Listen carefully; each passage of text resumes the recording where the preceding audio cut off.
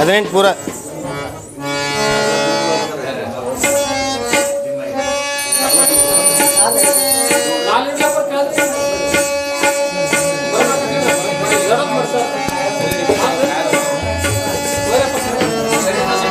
ಹಾಂ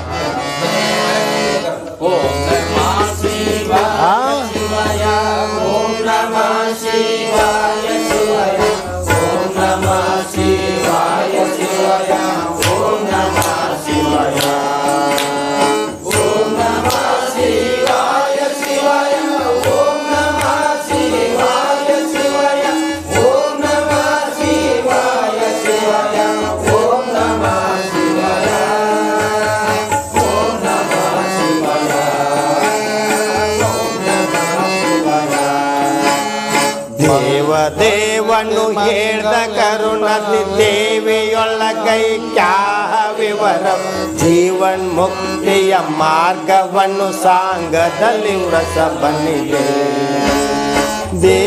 ದೇವನು ಹೇಳ್ದ ಕರುಣದಿ ದೇವಿಯೊಳಗೈ ಕ್ಯಾಹ ವಿವರವ ಜೀವನ್ ಮುಕ್ತಿಯ ಮಾರ್ಗವನ್ನು ಸಾಂಗದಲ್ಲಿ ವೃಷಭಂಗೆ.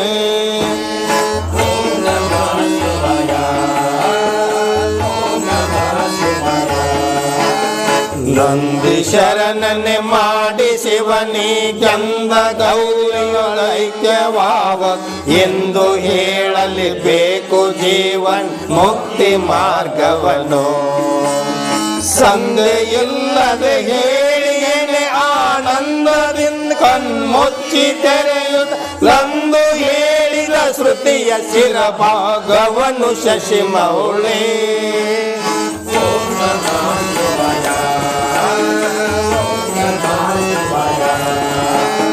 ವಿರತಿ ಬಲಿಯಲ್ಲಿ ಬೇಕು ಜನಗಳ ಪರಿಚಯ ಇಲ್ಲಿರಬೇಕು ಮಾತಿನ ಹರಿಯ ಬಿಟ್ಟಿರಬೇಕು ಬಹು ಏಕಾಂತವಿರಬೇಕು.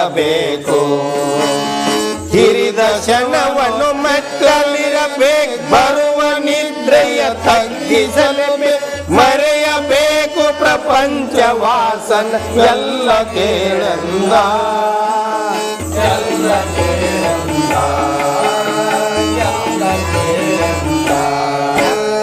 ಆಸನವನ್ನೇ ಹಾಕಿ ಚಿತ್ತವು ಸೂಸದಂತೆ ಕಾಂತದಲ್ಲಿ ಆಸೆ ಇಟ್ಟೆ ದೇವಿ ಮೂರ್ತಿಯ ನೆನೆದು ಪುಳಕಿಸುತ್ತ.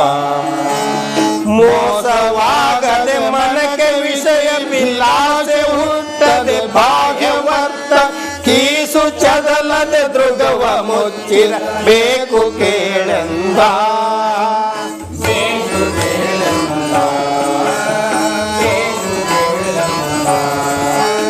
ಶಮದಮಯ ಸಾವಧಾನ ಶ್ರದ್ಧದಿ ವಿಮಳ ಮೂರ್ತಿಯ ಹೃದಯದಲ್ಲಿ ಬಹು ಮಮತೆಯಿಂದಲೇ ಧ್ಯಾನಿಸುತ್ತ ಗುರು ಸಾಂಪ್ರದಾಯಕದೇ. ಸಮನಿಸಿಯ ಕಮಲಾಸನೆಯು ಮೂರ್ತ ಮರಿನಾ ಹೇಳುತ್ತದೆ ಕಡು ರಮಿಸುತ್ತಲೇ ಭಕ್ತಿಯಲ್ಲಿ ದಿನದಿಯುವುದೆಂದ.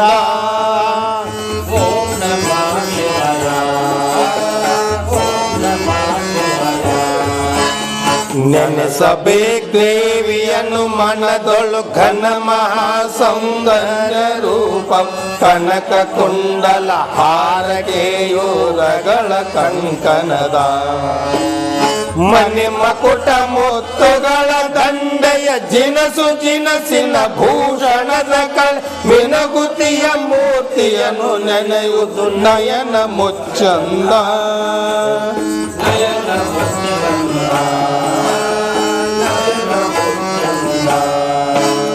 ತೊಟ್ಟ ರತ್ನದ ಕಂಚುಕದ ತೆಗೆ ದೊಡ್ಡ ಪೀತಾಂಬರದ ಶರಗಲ್ ಬಿಟ್ಟ ಮುತ್ತಿನ ಗೊಂಚಲಿನ ಹಣೆ ಬೊಟ್ಟು ಶೃಂಗರದ ಇಟ್ಟ ಹಚ್ಚಯ ಬಟ್ಟು ಮೂಗಿನೊಳಿಟ್ಟ ಮೌತಿಕ ಮೂಗುತಿಯ ಬಿಗಿ ಇಟ್ಟ ಕಾಂಚಿ ಧಾಮ ಮೂರ್ತಿ ನೆನೆಯುತ್ತಿರುವುದೆಂದ.